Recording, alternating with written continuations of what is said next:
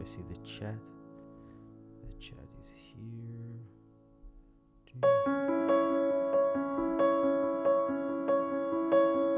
Hey Donato, how is it going?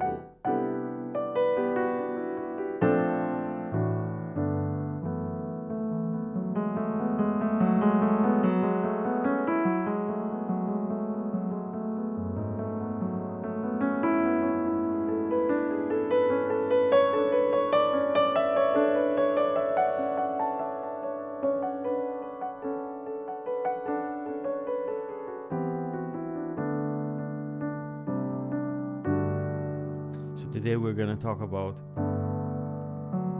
some harmonic relations that are interesting, stuff that I talked about on my Instagram account this week.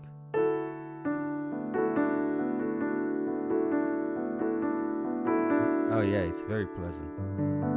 Thank you. Thanks, Jeff.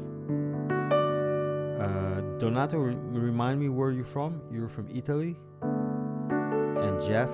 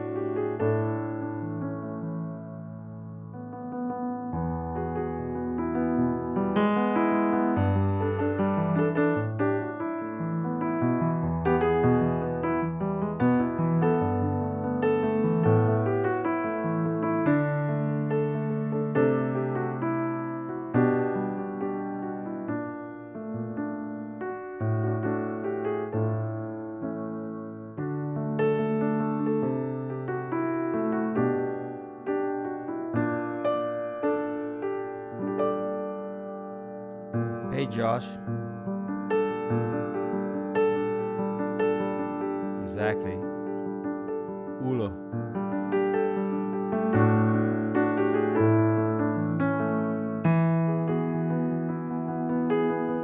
Where are you from, Ulo? Oh, sorry. Telephone.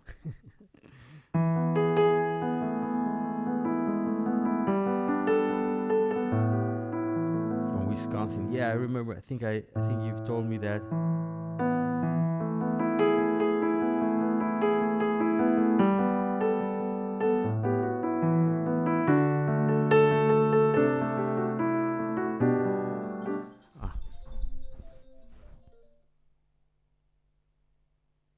Sorry, that's a problem here. It's my sister.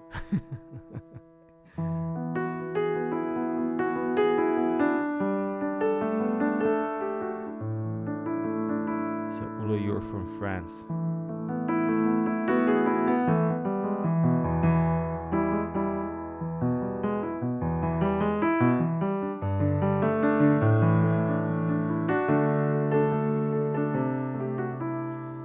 So, do you know Bright Size Life by Pat Metheny?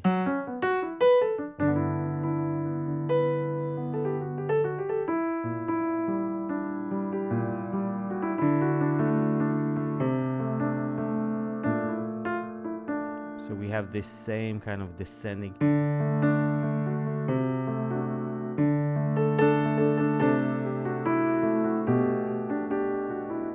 The Pat within it.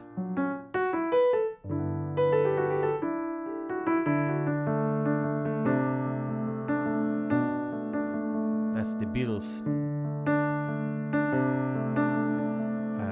Dear Prudence.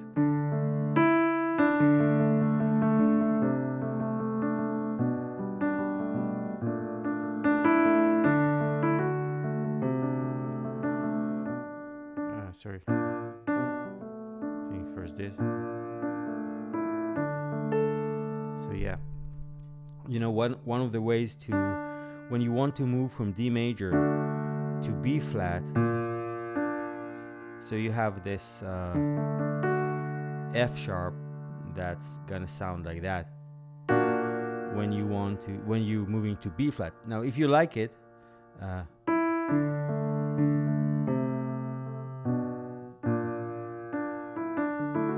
if you like this sound, that's okay. But if you want to avoid that, one thing you could do is that you play the F sharp here, and then when you're starting moving down to B flat, you're gonna leave that F sharp out and then move to D. Now you're ready for a clean B flat major 7. So you touch this, and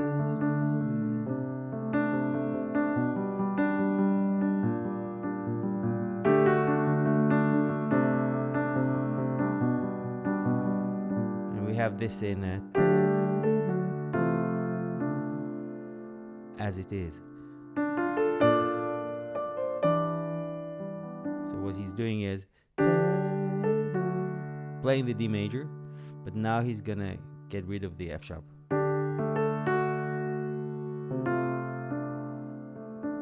Just D. Now ready for, and he's making a big deal of this D.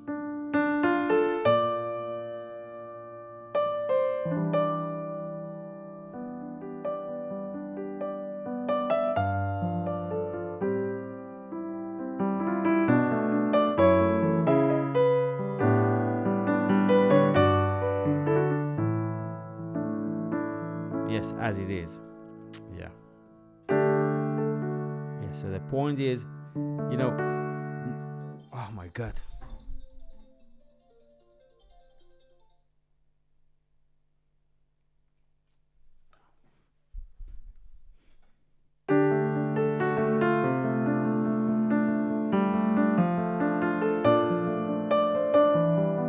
Next time I will have to answer that for just for a second.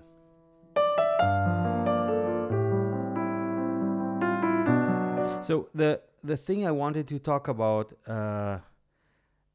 yeah, I mean, when we play chords, we have to be also aware, not just about of the chord itself, but we need to be aware of the whole progression, because if we want to get ready for the B flat, maybe we don't want that F sharp. All we need is just touch it for a second.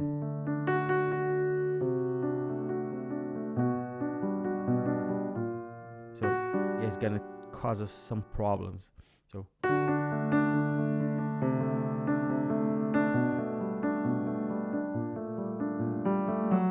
and then getting back to it. Now, the subject I wanted to talk about today was can one minor chord sound more minor than than another one in the same progression? So let's see what I want to show you here. When we're moving from E minor, okay,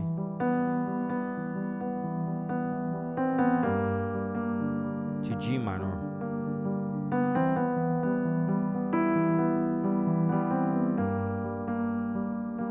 I think the G minor sounds darker in this context. Why is that? See, when we're playing E minor,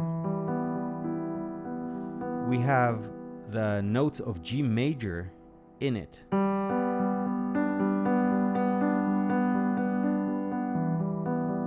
even though we don't have the D, we have the two important notes of G major, the G and the B. Now, when we're moving to G minor,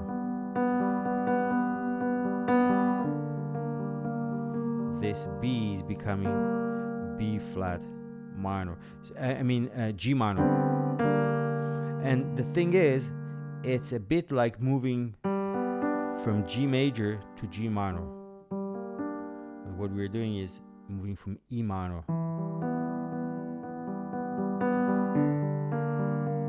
Now, how can we use this? So we have this song that I played on a video for my Instagram account.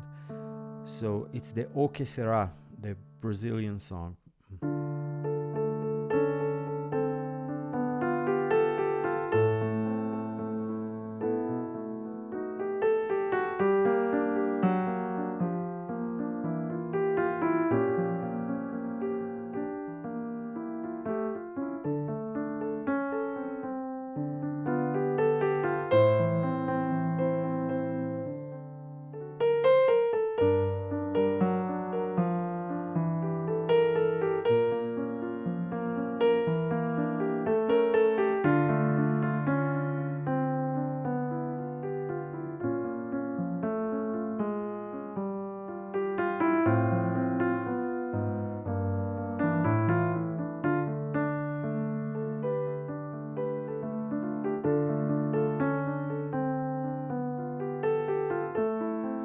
So what's happening here, starting from D minor,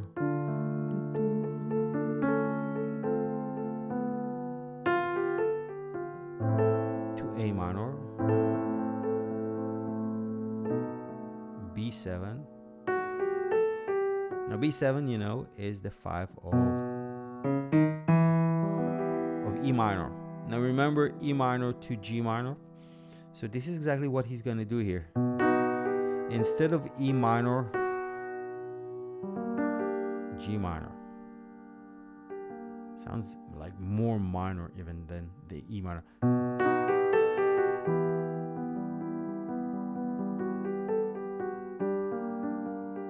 Like that. And then he has another motion, another move, same relations as we had with the E minor and the G minor. We have with G minor and B flat minor. So he has a chain of minor becoming more minor, becoming even more minor. Let's hear that.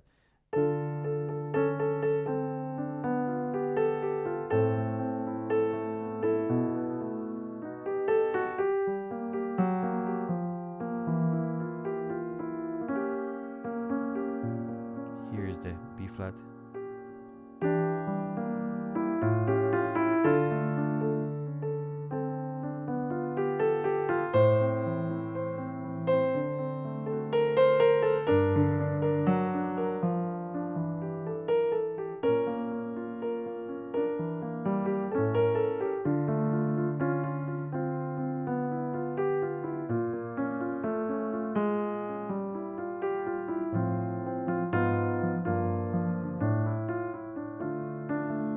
So, do you notice that the whole song is made of this motif?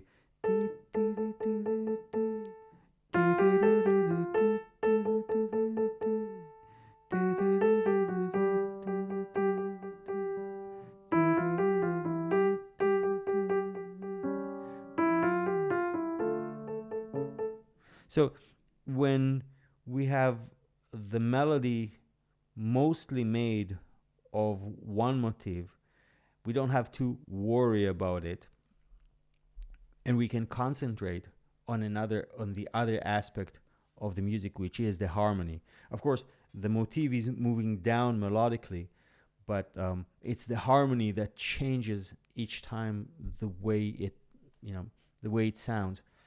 So this is a really, I think it's a very strong, like Pat Metheny likes to talk about, very robust melody. In this case, really, really made of this ta chaka ta ta ta ta rhythmical motif. da da da da da dum da da da da da da da da da da da dum da da da da da da. The whole thing. Da da da da da dum da da da da.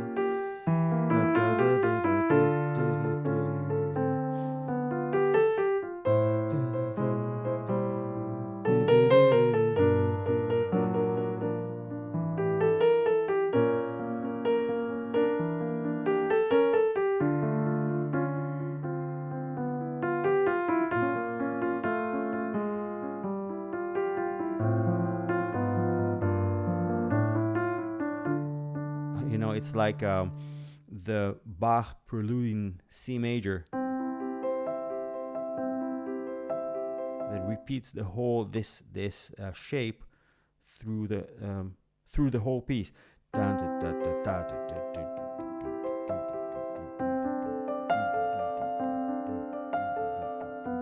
So we have zero activity rhythmically. It's the same.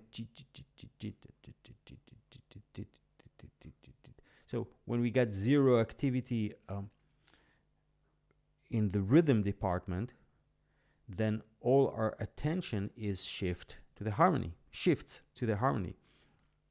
Okay, so this is interesting. This is another thing that we have.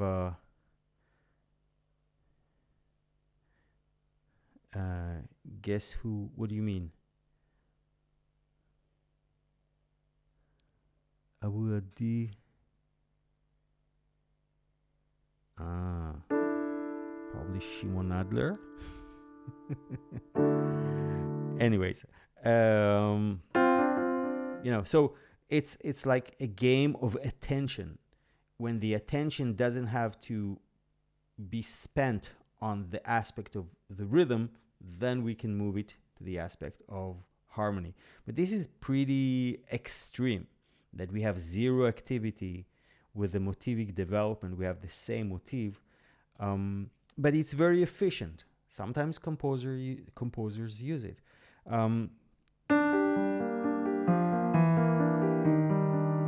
Let's see another example. We have a Keith Jarrett tune from the album My Song. I'm not sure you know it, but it has the same type of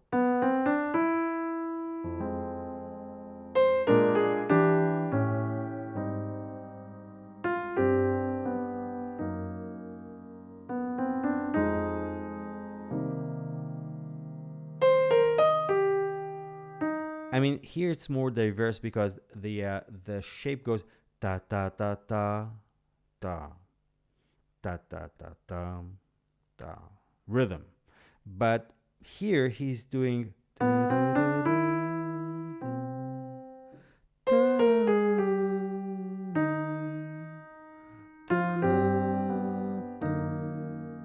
bit different.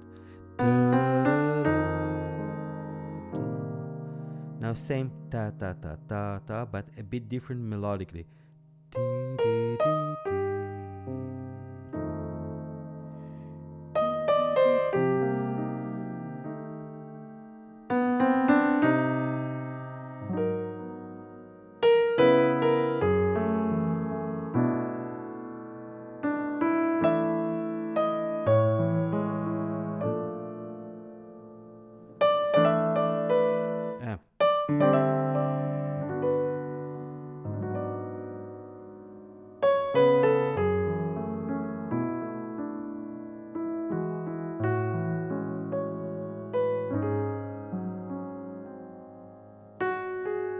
Same da da da da da.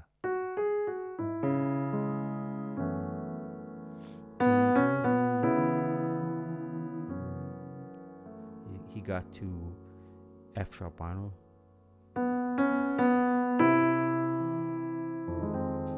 What a beautiful modulation.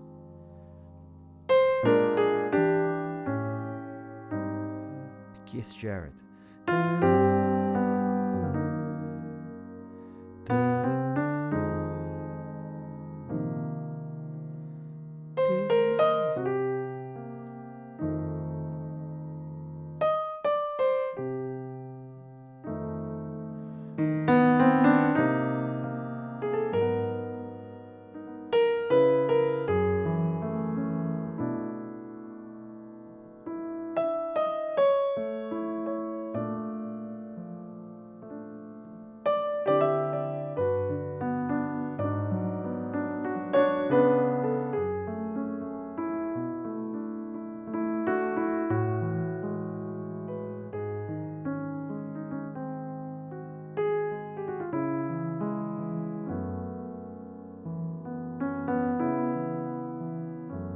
time this fantastic modulation.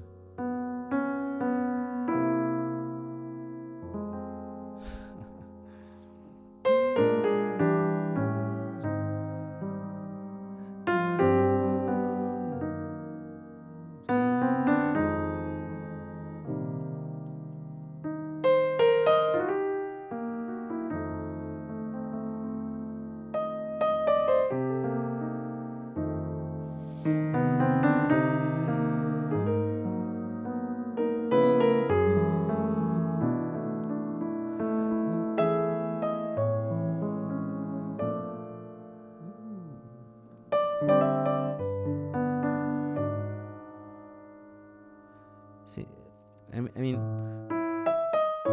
same thing, same melody, but two types of harmony.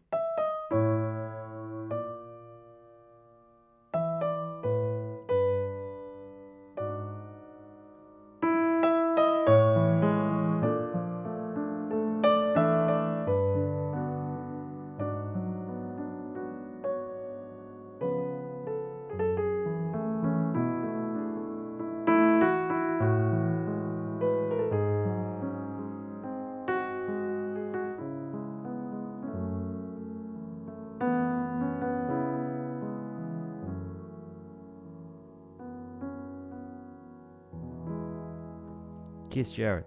So we have again almost the same type of rhythmic motif, through the whole thing, and then we can focus on the harmony, and the harmony here is great. So remember, before we talked about how a minor chord can sound more minor than the previous minor chord. So we had E minor that had some G major in it, right? It's the relative minor of G major. But now from E minor moving to G minor, it sounds like the minorization of a minor chord. The minor chord is becoming more minor. Now it can happen with major chords too.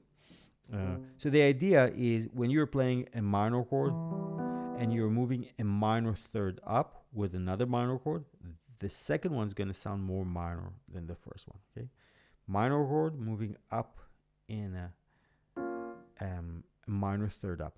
Now with major, let's see what happens.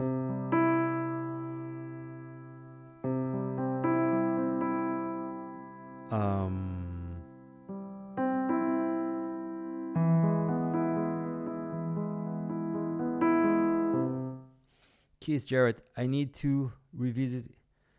Oh yes, you do. Absolutely.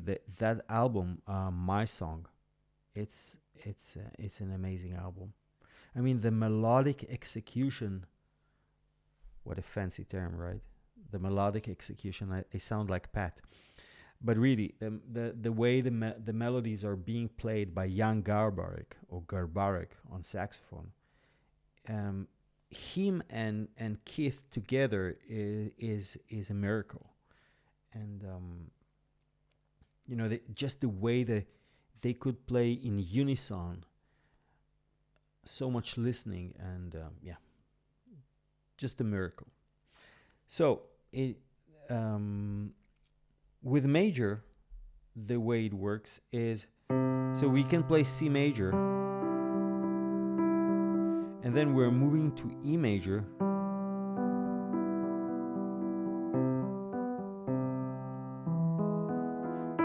see, in C major there's a bit of E minor. Okay, so the E, let's pretend for a second that we have an E minor. When we're moving to E major, it's the G going to the G sharp, right? So when we're playing a C major,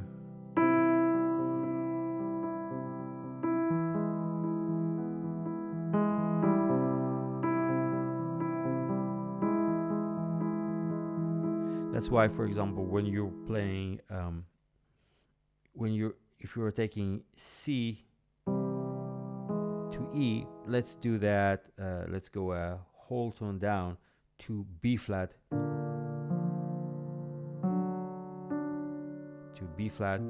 here's the D minor, a bit of D minor in the B flat, becoming D major, right? So that's what we had in when we're moving from D major to B flat major. There's a bit of an D minor here inside of the B flat. This is the major, going more major from B flat to D, but we could also go from D to B flat. So again, in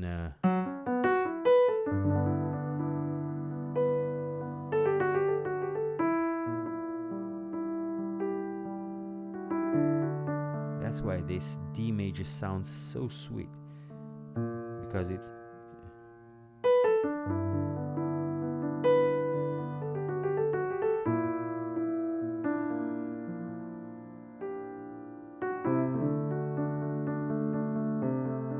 back to minor. I'm saying minor, I mean we're moving to another major chord. But so with major, the way it works, when we're moving a minor third down, the second one is going to sound more minor than the first one, because here we have kind of a motion from D major to D minor, but with B flat in the bass. And you know, if you want to brighten things up from the B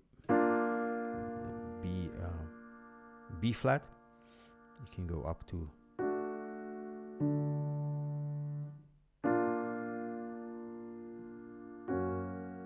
what about B flat to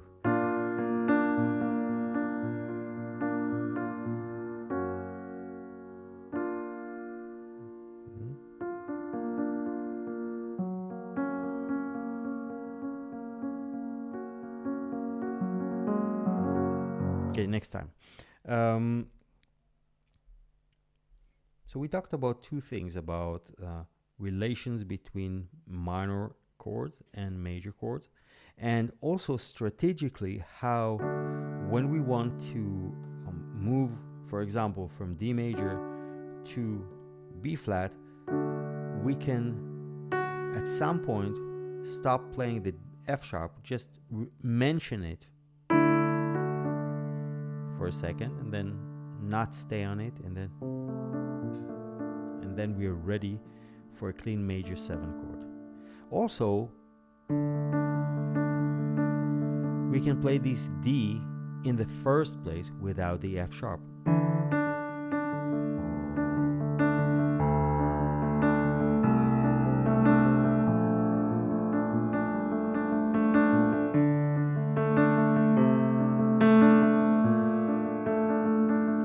Keith Jarrett things as well, okay, like stuff that we hear in the Köln concert, his album. Okay, so do you guys have more questions?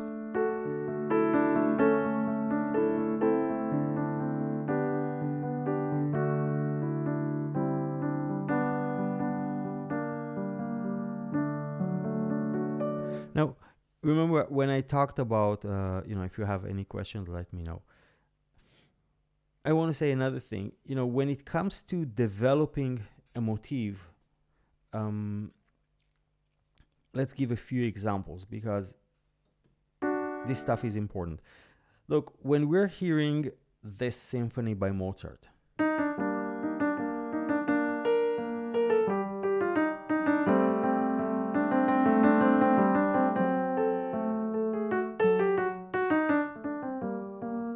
okay, what we have a lot in this symphony is the ta-ta-tam, ta-ta-tam, ta-ta-tam, ta-ta-tam, ta-ta-tam.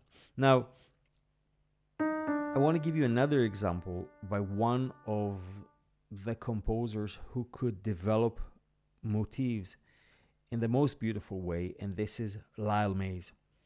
Oh my God. Hold on. Sorry guys, just a second.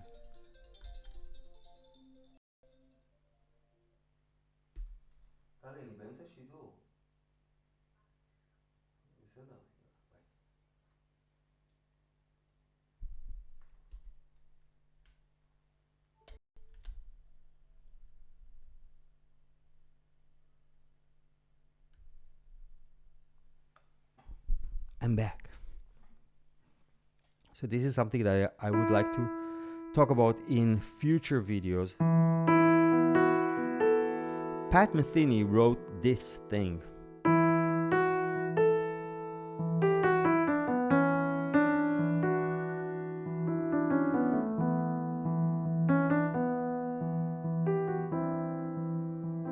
Okay, and then Lyle Mays took this thing and made a whole piece out of it.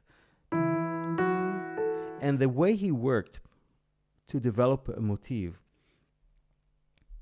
Lyle Mays talked about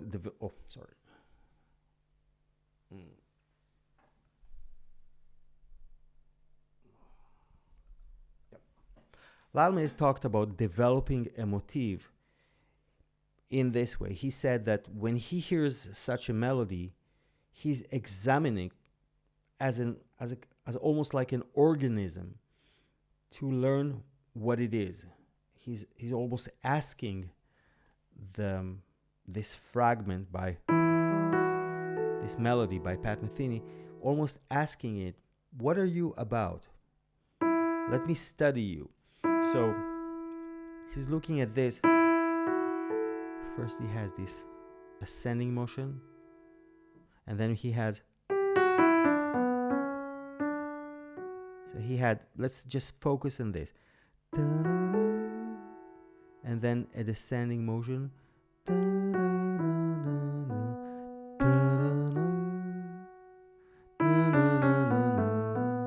just this. So when he started writing something about this, he examined this, the material of this music, and he came up with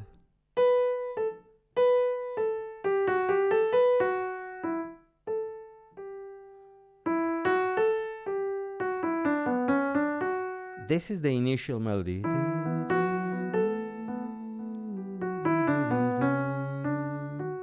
Lyle Mays started with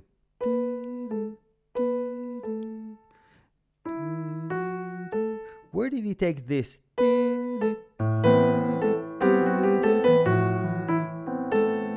Let's just think of this. I think that this motion of a second came from this.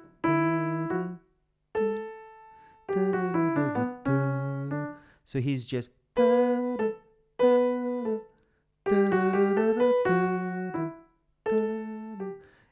working now with this, just going up, down a bit.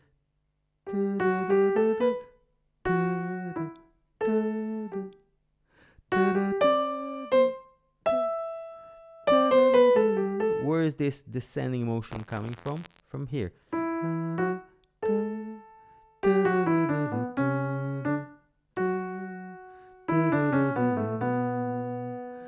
So Lyle Mays responded with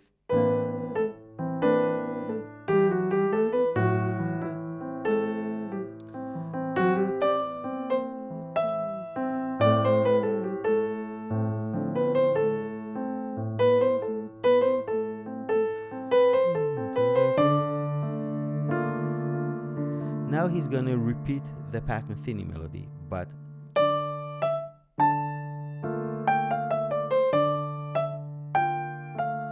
before it was Pat wrote just a fourth here, and when Lyle is repeating this, he's starting from D.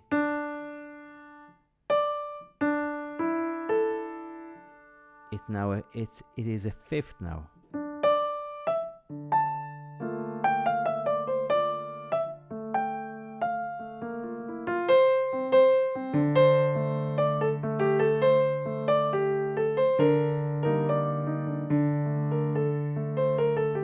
And what I'm going to do for the next session, I'm going to go through the whole thing and we're going to really look into it, because the secret here is that he did a very profound work of really getting to know the initial material that Pat gave him, that Pat Metheny wrote, really went into this, looking really carefully into every little detail and then working with it. And the idea is, if Pat Metheny wrote this, then he could go the other way, the other direction. Okay, if Pat Metheny did, he could go. This is motivic development. Okay, he could use this type of descending motion, etc. So Lyle Mays was fantastic in that sense, and this is something that I'm trying to work right now with a piece of mine. I have an initial material, also pretty short, that goes like that.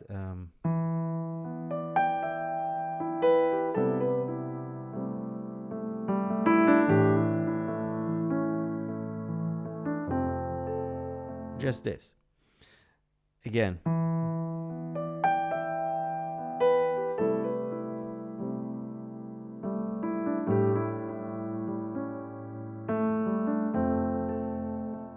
Now I'm doing the work of getting to know this, analyzing this, asking this piece, what are you about? Where would you like to go? What are you made of? And then start maybe to work and develop this thing. It's an interesting thing for me to try. Yep. Okay, so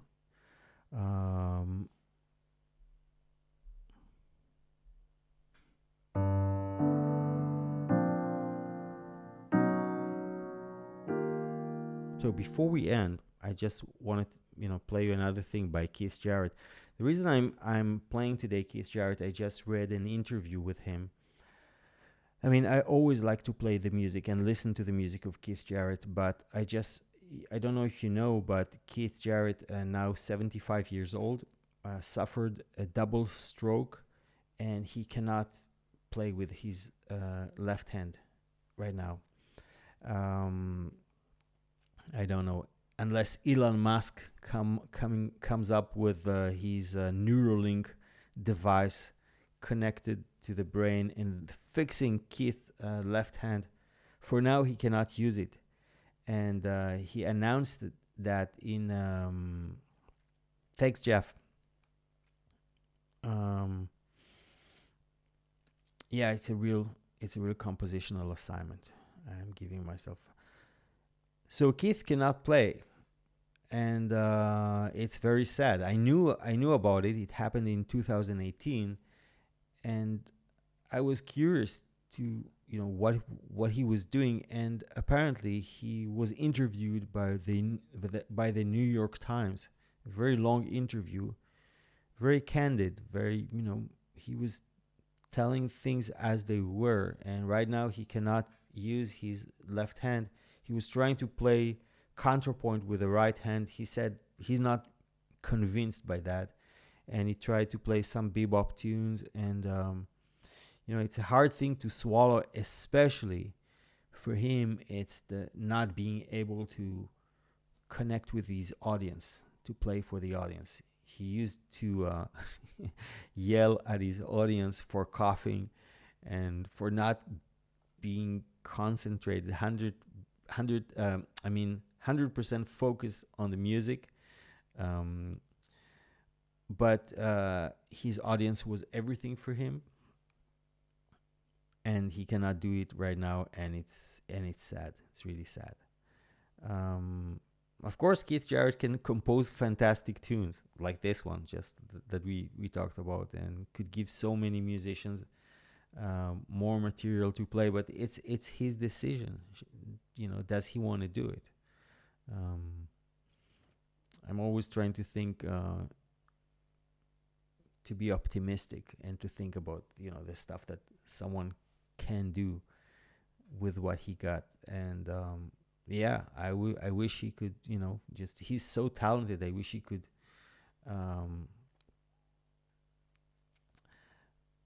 I wish he could enjoy music, find a way to enjoy music. Ravel wrote a concerto for left hand and for a pianist, and that pianist played it. But that pianist probably was used to that situation of just playing with one hand. So for him, maybe it was not a sad situation at that time. But for Keith Jarrett, it's a tragedy, really. Yeah. Yeah. Thanks, Chuck. Yeah. Always hard behind the theory. I mean, it's not even theory. It's music.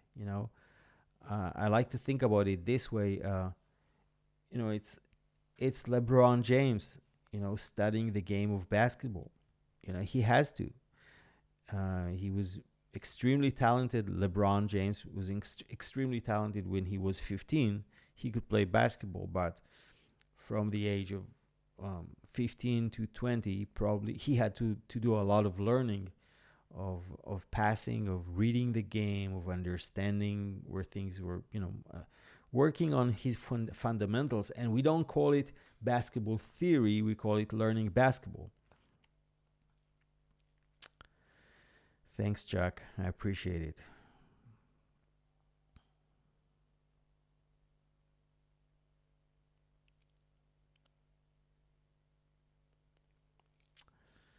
Yeah, thanks, Chuck.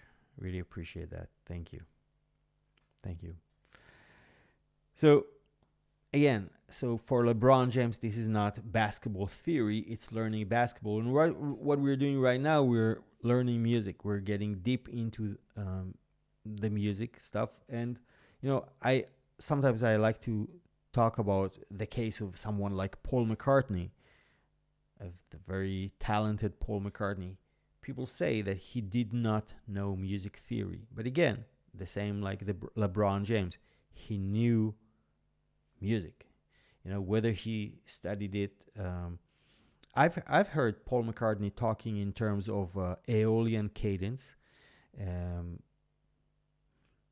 He worked around musicians that knew a lot of music, and obviously he learned stuff from them. But in any case, he had his own way of learning it.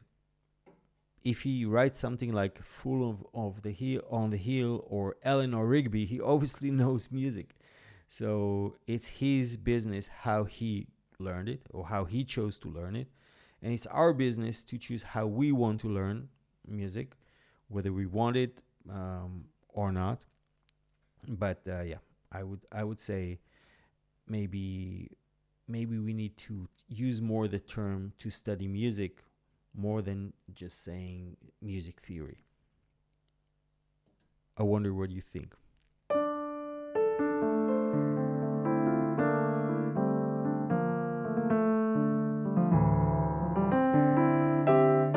Maybe the term theory came from the fact that these music principles, the only way to teach them or to document them was through books at the time. So yeah, it's pretty theoretical when you have to just read, when you have to read word descriptions of musical musical things translated to words. It's a hard thing. So maybe there's that calling this music theory is in this case justified because it's books, and I personally, I'm not crazy about learning music from books either. But now when we are talking about it, when we are showing things on the piano, it's music.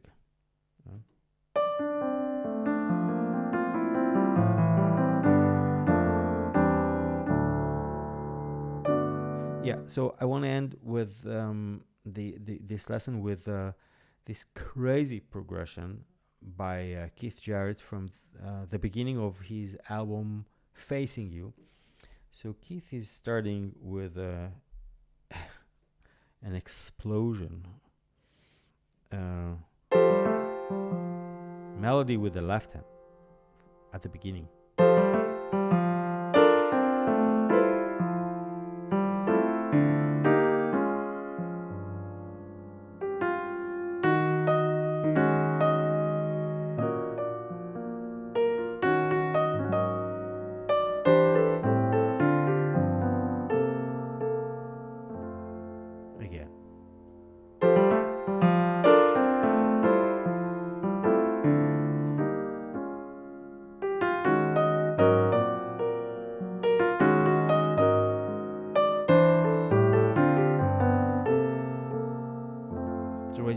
here. He's starting in F major. I mean, what is it? Think about it. It's 1972. Is this jazz? Classical music? Is it pop? I don't think.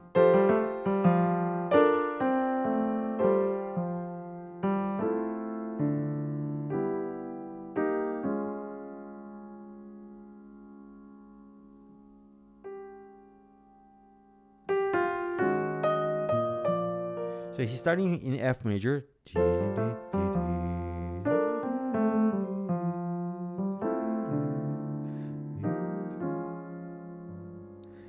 And then he's in B flat with a 4th degree.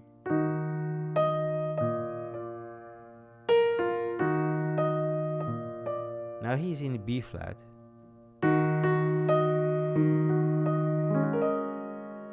And the E flat moving to A flat 7, sus. Now how is he going to move back to F major? This is genius. Listen, he's going to play a progression that starts from E to A to D to G to C and to F, moving up with a cycle in the cycle of fifth. It's not exactly the cycle of fifth. It's in the key of F major, but moving in fourth, like that. A minor, D minor, G, C, and back to F.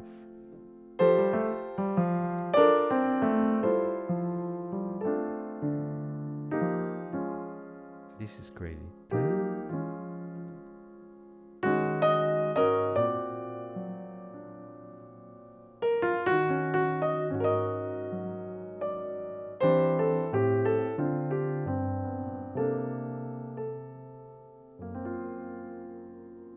Ending it on this.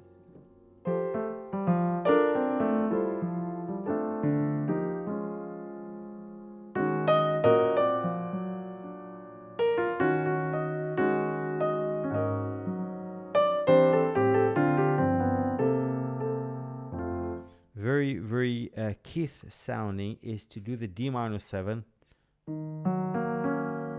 Okay, E flat D minor 7, E flat minor 7, moving the third up here. Okay, and then instead of the 5 playing 4. So it's like more opening sound.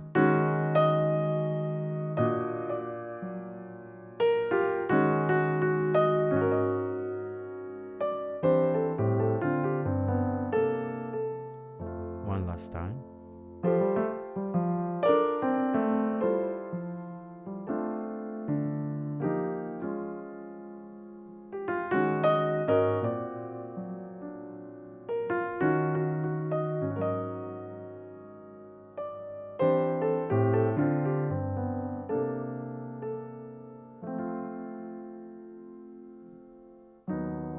And at the end, he has this really crazy thing of moving from like that, listen. Which is, the bass is doing to C, which is the 5 of F. So he's doing this with a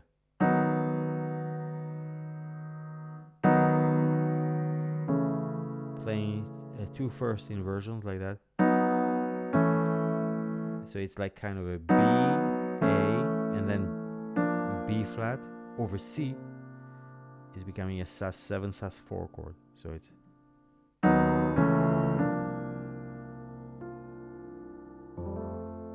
Keith Jarrett comes up with fantastic, crazy stuff.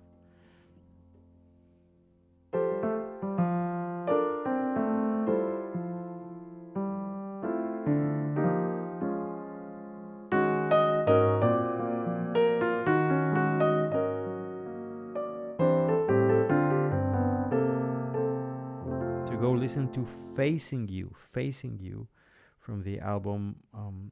I'm sorry. The album is Facing You. The track is In Front.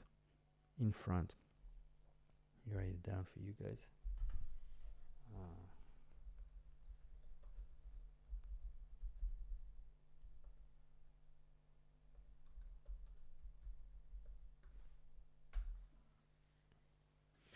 in front. Is it one word, in front? Not sure. Okay, guys. So where am I? I'm here. So thank you for watching. I hope it was interesting. All the minors that become more minor, and the D going to B flat. We're avoiding the F sharp to get a smooth transition. And then we talked about developing a motif. We showed the